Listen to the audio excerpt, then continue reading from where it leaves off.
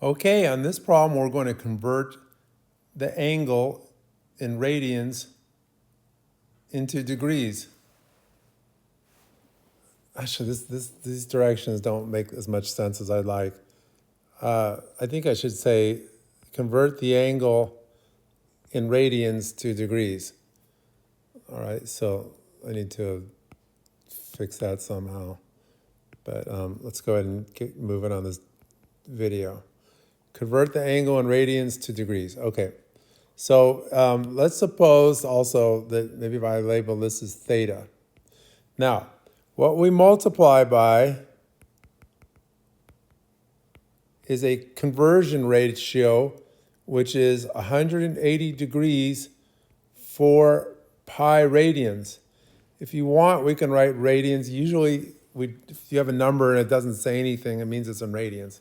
So anyway, here we go. We have 4/3 pi radians times 180 degrees pi radians. And the reason I'm putting the radians here is because I want to show that those units cancel each other out. And what else cancels? As we see, pi cancels. And so we're left with 4 times 180 divided by 3 degrees. And now it's up to me to try my best to simplify this, the fraction properly without making a huge mess of this. But let's see. So 18 divided by 3 is 6. And then now I have 4 times 6 is 24, and I have a 0. So that's 240 degrees, and that's my answer. Okay, so the key is I have to multiply by this factor, 180 over pi. Now, why did I put pi in the denominator? Because I want degrees, so I have degrees in the numerator, and the radians in the denominator will cancel out. This time, though, I have something else. Oh no, okay. Convert the angle. All right, let's call this alpha. So I'm going to have alpha equals 330 degrees, and I want to write that in radians. What do? I also multiply by a conversion factor, but this factor has degrees in the denominator. Why? Because I want those degrees to cancel each other out. I want them canceling. See? But if I have my 180 degrees is pi radians. I won't write the word radians. It's just pi. If you don't see it, it means radians.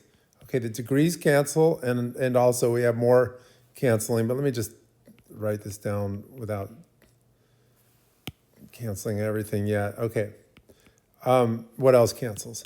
Well, the 0 cancels here, and then 33 is 3 times 11, while 18 is 3 times 6.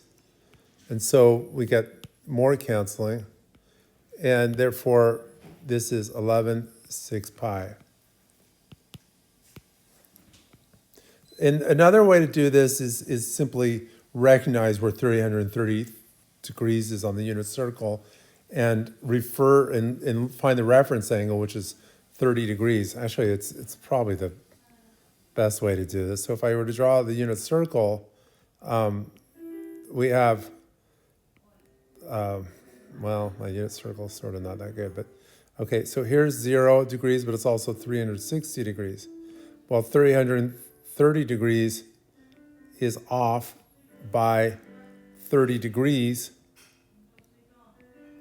but now I can start thinking, aha, isn't this the same thing as 2 pi, which is 12 6 pi? Now, why am I using 6's?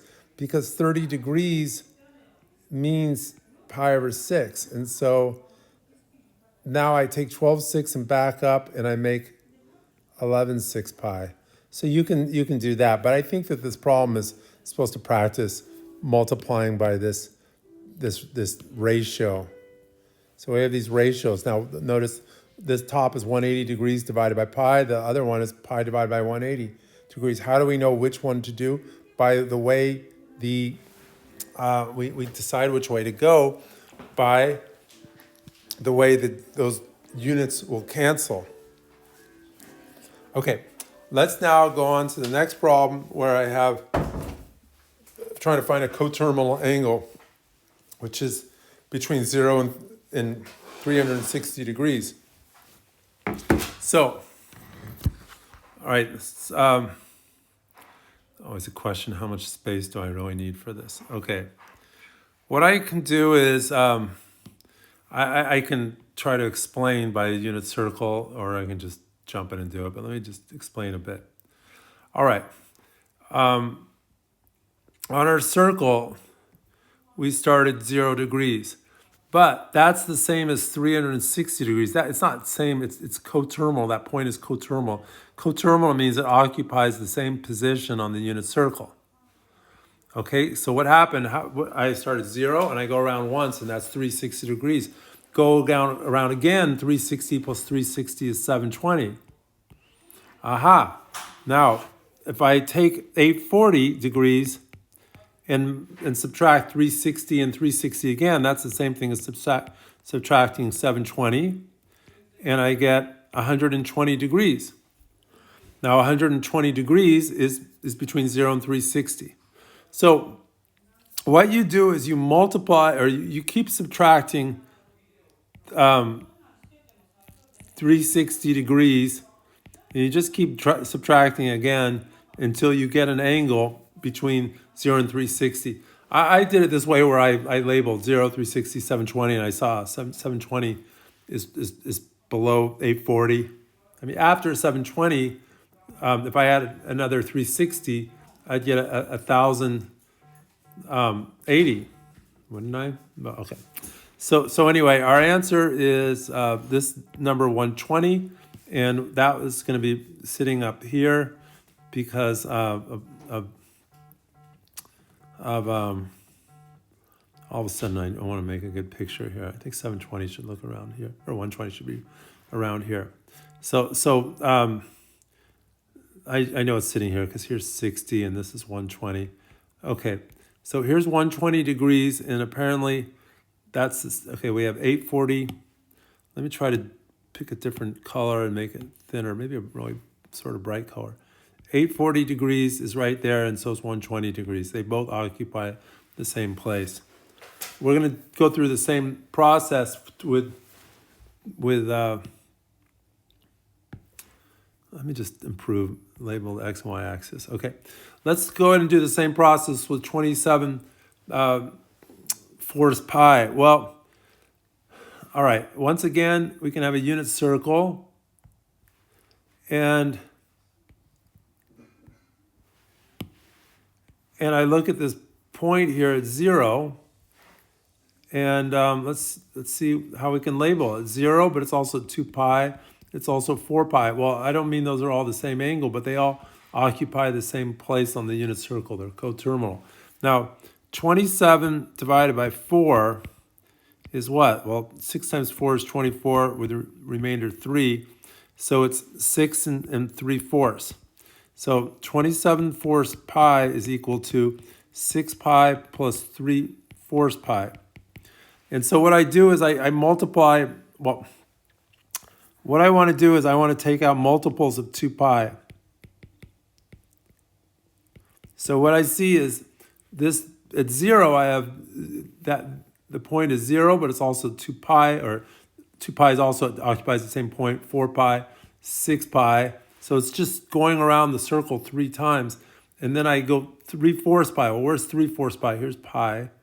And pi is the same as 4/4. So 3/4 is like, something like over here. I mean, not just, it's 3/4 is right here. But that's the same place that 27 force is. So our answer is 3/4 pi.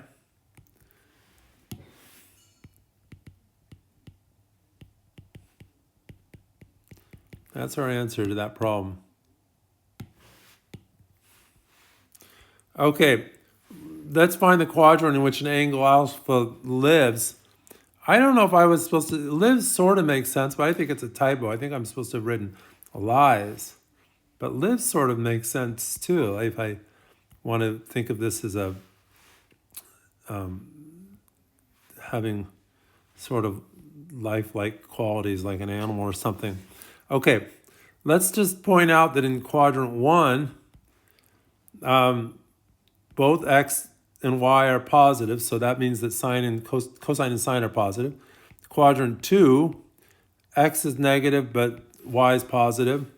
Quadrant 3, x is negative, y is negative. Quadrant 4, x is positive and y is negative. Now remember, x equals cosine theta and y equals sine theta if this is a unit circle, which it's supposed to be. So say this is theta, and we have 1 here. Okay, so so cosine alpha is equal to x. So maybe I should switch over to alpha. Cosine theta is cosine alpha is less than 0. So it could either be in quadrant 2 or 3, but sine theta is greater than 0. So it looks like alpha is like this. So here's alpha over here. So the answer is quadrant 2 is the answer.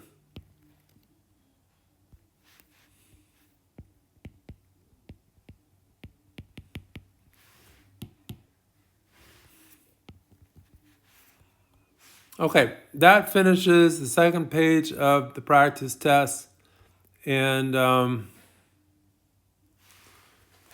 so I'm going to stop the video and upload it.